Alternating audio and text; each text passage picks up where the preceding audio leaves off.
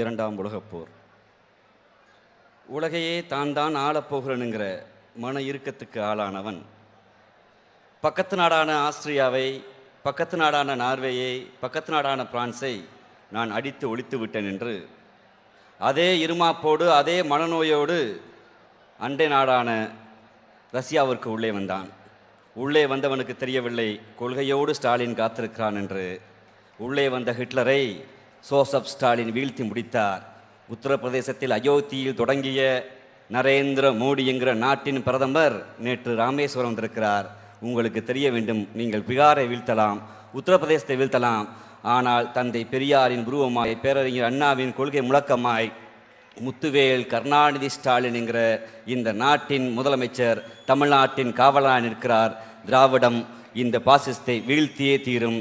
ஹிட்லரை வீழ்த்திய ஸ்டாலின் போல் இந்த நாட்டின் பாசிசமாக இருக்கிற நாட்டின் பிரதமர் மோடியை வீழ்த்தப் போகிற தத்துவம் முத்துவேல் கருணாநிதி ஸ்டாலின் என்கிற எங்கள் அன்பு முதல்வர் உள்ளிட்ட பெற்ற தாயின் அடிவயிரும் தூக்கிச் சுமந்த தந்தையின் தோள்களும் தோள்களிலிட்ட தோழனுடைய அன்பும் கழகத்தின் உடன்பிறப்புகள் வார்த்தையும் உச்சி முகந்து கொண்டாடுகிற எங்களுடைய கழகத்தின் இளைஞரணியுடைய செயலாளர் அன்பண்ணன் உதயண்ணா அவர்களுக்கும், இருக்கிற பிறப்பில் படைக்கப்பட்ட பிறப்பில் ஒருவன் பிரம்மன் தலையில் பிறந்தான், அதனால் அவன் மேல் பிறப்பு, ஒருவன் பிரம்மன் காலில் பிறந்தான், அதனால் அவன் கீழ்பிறப்பு என்று சாதியின் பெயரால் பிறப்பை பிரித்த போது அது என்னடா மேல் பிறப்பு, அது என்னடா கீழ்பிறப்பு, எல்லாம் உடன்பிறப்பு என்று அளித்த கலைஞரின் உடன்பிறப்புகளே, உங்கள் அனைவருக்கும் வணக்கம். தங்கை அனிதா இறந்தபோது தன் தங்கை இறந்ததை போல் துடித்தார். எங்கள் மொழி இறந்தபோது கீழப்பொருள் ஐயா சின்னசாமி அவர்கள் தன்னுடைய தேகத்தில் நெருப்பை அள்ளி துடிதுடித்து இறந்தபோது இந்த மொழி இறக்கிறது, எங்கள் உயிர் போகிறது என்று பேரறிஞர் அண்ணா துடித்ததை போல் எங்கள் அண்ணா உதயண்ணா துடித்தார். எப்படி துடித்தார்? நீட் என்கிற இந்த தேர்வு வெறுமன தேர்வு மட்டுமல்ல, இது வெறுமன மருத்துவ கட்டமைப்பு மட்டுமல்ல, அதற்கு மாறாக நீட் என்கிற தேர்வு மாநிலத்தின் பண்பாட்டை, மாநிலத்தின் கலாச்சாரத்தை, மொழியினுடைய அழகை, மொழியின் தொன்மத்தை, நீண்ட நெடிய வரலாறு கொன்ற திராவிட இனத்தின் மூத்த மொழியான தமிழரின் பெருமையை சேர்த்துவிடும் என்று எங்கள் அண்ணன் முடிவெடுத்தார். அதனால்தான் கருத்துரை பரப்பை நீட்டுக்கு எதிராக நீட்டு விளக்கு நம் இலக்கு என்கிற முழக்கத்தை தெருதோறும் பரப்பினார். கருத்துரையோடு நிற்கவில்லை, உண்ணாவிரத போராட்டத்தோடு நிறுத்தவில்லை.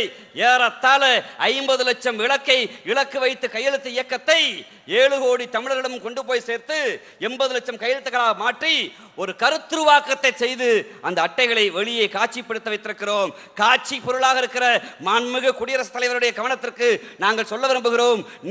நீங்களும் காட்சி பொருளாக இருக்கிறீர்கள், உங்களையும் இந்த நாடு காட்சி பொருளாக வைத்திருக்கிறது, உங்களுக்கு அதிகாரம் இருக்கிறது. இதோ தமிழ்நாடு மக்கள் போட்ட நீட் கையெழுத்துடைய படிவங்கள் உங்களை வந்து சேரப்போகிறதென எங்கள் இளைஞருடைய செயலாளர் சொன்னார். எதற்கு நாம் நீட்டை எதிர்த்தோம்? ஏன் நீட்டை எதிர்த்தோம்? அன்பு கொண்ட மக்களே, மதுரைக்கு பக்கத்தில் ஒரு தங்கை உயிரிழந்தார். அந்த தந்தை உயிரிழக்கிற போது மதுரைக்கு பக்கத்தில் ஒரு மாணவி உயிரிழக்கிறார். அந்த மாணவி உயிரிழந்த போது ஒரு கடிதத்தை தன்னுடைய தந்தைக்கு எழுதுகிறார். அன்பொழுகு அப்பா, நான் பிறந்தது மதுரைக்கு பக்கத்து ஊர். அந்த பக்கத்தூரில் பெண்களை கள்ளிப்பாலை கொடுத்து கொள்ளலாம் என்கிற மரபு இருந்தது, பழக்கம் இருந்தது. பெரிய பண்பாட்டை கொண்ட பழக்கமும் பெரிய பண்பாட்டை கொண்ட சமூகமாக இருந்தாலும் பெண் என்றால் வீட்டுக்குள் தானே இருக்க வேண்டும் என்கிற பழக்கம் இருந்தபோது நீ என்னை அழைத்து வந்து மதுரை மாநகருக்கு அழைத்து வந்தாய். கண்ணகி நீதி கேட்ட மதுரைக்கு, மீனாட்சி அம்மன் இருக்கிற மதுரைக்கு, அழகர் நிற்கிற மதுரைக்கு அழைத்து வந்த போது என்னிடம் கேட்டாய், என்ன மகளை ஆகப் போகிறாய் என்று. நான் சொன்னேன், அன்பு அப்பா, நான் மருத்துவராக போகிறேன் என்று சொன்னேன். எம்மை படிக்க வைத்தார். 8 மணி நேரம் ஆட்டோ ஓட்டினால் பரவாயில்லை, பத்தாது என்று 10 மணி நேரம் நீ ஆட்டோவை ஓட்டினாள். அந்த ஆட்டோ ஓட்டிய வருமானத்தில் நான் படித்தேன் அப்பா. நீங்கள் சொன்ன டாக்டர் கனவும், நான் நினைத்த டாக்டர் கனவும் என்றாவது நிறைவேறும் என்று படித்தேன். உங்கள் கனவை நான் நிறைவேற்றி காட்டினேன். மாவட்டத்திலும் எங்கள் பள்ளியிலும் முதல் மாணவியாக தேர்ச்சி பெற்றேன். அந்த கடிதத்தை நிறுத்துகிறார். அன்பொழுகு அப்பாவே, என்னை மன்னித்துக் கொள்ளுங்கள். உங்கள் மருத்துவ கனவிற்கு என்னால் செவிசாய்க்க முடியவில்லை. உங்களுடைய மருத்துவ கனவை நான் பாழாக்கி விட்டேன். உங்கள் உழைப்பை நான் பாழாக்கி விட்டேன். இதோ ஒரு முளை கயறு என் கழுத்தில் தொங்க போகிறது. குடும்பத்தை முதல் மருத்துவர் என்று ஆசையோடு ஊட்டி வளர்த்தீரப்பா. நானும் படித்தேன். ஆனால் நீட்டென்கிற தேர்வால் என்னால் இதற்கு மேல் படிக்க முடியவில்லை. என்னை மன்னித்துக் கொள்ளுங்கள் என்று தங்கை ஒருத்தி கடிதம் எழுதினாள். காரணம், என் பிள்ளைகள் பள்ளி பாடத்தில் ஒரு பாடத்தை படிக்கிறார்கள், பள்ளி பாடத்தில் ஒரு பாடத்தை படித்து 12 ஆண்டு காலம் ஒரு பாடத்தை படிக்கிறார்கள். தொடர்ச்சியாக ஒரு கிரிக்கெட் விளையாடுகிற வீரன் 12 ஆண்டு காலம் பயிற்சி பெற்று ஆடுகளத்திலே போய் 12 ஆண்டு காலம் பயிற்சி பெற்றவனை இறுதிப் போட்டிக்கு வா என்று அழைக்கிற போது நீ கால்பந்தாட்டம் ஆடு என்று கேட்டால் எவ்வளவு அநீதியோ, அதே போல் மாநிலத்தில் தொடர்ச்சியாக மாநில பாடத்திட்டத்தில் படித்த ஒருவரை கொண்டு வந்து நீ மத்திய பாடத்திட்டமான CBSE பாடத்திட்டத்தின் கீழ் வருகிற அந்த புத்தகத்தின்படி நீ தேர்வு என்று சொல்கிற போது எம் மாணவர்கள் தோற்று போகிறார்கள். அதற்கு இவர்கள் வாதம் வைக்கிறார்கள். CBSE நீங்கள் தேர்வது நான் என்ன என்று வாதம் வைக்கிறார்கள். CBSE நல்ல பாடத்திட்டம் தான் என்று வாதம் வைக்கிறார்கள். அன்புள்ள மக்களே, CBSE என்கிற பாடத்திட்டம் நல்ல பாடத்திட்டமா இல்லை, அது சரியான பாடத்திட்டம் இல்லையா என்பதல்ல வாதம். CBSE என்கிற பாடத்திட்டம் வந்தால் ஹிந்தி வரும். CBSE என்கிற பாடத்திட்டம் வந்தால் ஹிந்தியோடு சேர்ந்து பாங்கொலி ஒழிக்க கூடாது என்ற சட்டமும் வரும். பாங்கொலி ஒழித்தால் அது அநீதியின் குரல் என்ற சட்டமும் வரும். அந்த CBSE தேர்வு வருகிற போது எங்கள் கரிகாலன் மறக்கடிக்கப்படுவான், வீரசிவாஜி பேசப்படுவான். இங்க CBSE வருகிற போது சான்சி ராணி கொண்டாடப்படுவாள், எங்கள் வீரமங்கை வேலுநாச்சி புறந்தள்ளப்படுவார். CBSE வருகிற போது இந்த நாட்டில் ஹிந்தி தான் பெரிய மொழி என்பார்கள். நாங்கள் போராடி பெற்ற இந்திக்கு தமிழ்நாட்டில் ஆதிக்கமாம், நீங்கள் எல்லோரும் வாருங்கள் நாட்டினரே, தமிழுக்கு தீமை வந்த பின்னும் இந்த தேகம் இருந்த லாபம் உண்டோ என்ற எங்கள் அன்னை தமிழ் மூன்றாம் தர மொழியாக போகப்படும். CBSE வந்தால் எப்படி உத்தரப்பிரதேசத்தில் போஜ்புரி ஒளிந்ததோ, CBSE வந்தால் எப்படி பீகாரில் அங்க இருக்கக்கூடிய மைதிலி ஒளிந்ததோ, எப்படி ராஜஸ்தானில் மார்வாரியும் மாதவி மொழியும் ஒளிந்து போனதோ, அதுபோல் தமிழ்நாட்டில் தமிழ் ஒளிந்து போகும். அதனால் தான் சொல்கிறோம், எங்கள் பாடத்திட்டத்தில் தமிழில் படித்தவன் ஐரோப்பாவில் இருக்கிறான், தமிழில் படித்தவன் அமெரிக்காவில் இருக்கிறான், தமிழில் படித்தவன் ஆஸ்திரேலியாவில் இருக்கிறான். ஏதாவது ஒரு தமிழ்நாட்டில் ஏதோ ஒரு மூலையில் யாராவது இளைஞனாவது தமிழ்நாடு பாடத்திட்டத்தில் படித்தவனிடம் போய் நீங்கள் எந்த ஊருக்கு போக போகிறீர்கள் என்று கேட்டால் யாராவது ஒரு இளைஞர் நான் உத்தரப்பிரதேசத்துக்கு போக போகிறேன் என்று சொல்லதுண்டா, நான் பீகாருக்கு போக போறேன் என்று சொன்னதுண்டா?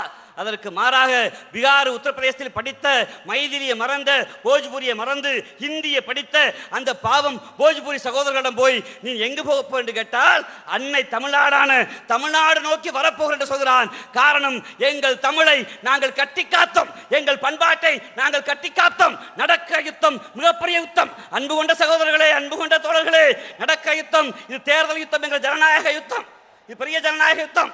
திறப்பு விழாவை நடத்துவார்கள். ஏதோ ஒரு கடையிலே துணியை கட்டி துணியை திறந்து இங்கே ஆடி ஆடி விலைக்கு அற்புதம் என்று 40% கழிவு என்று திறப்பு விழாவை கடைக்கு நடத்துவார்கள்.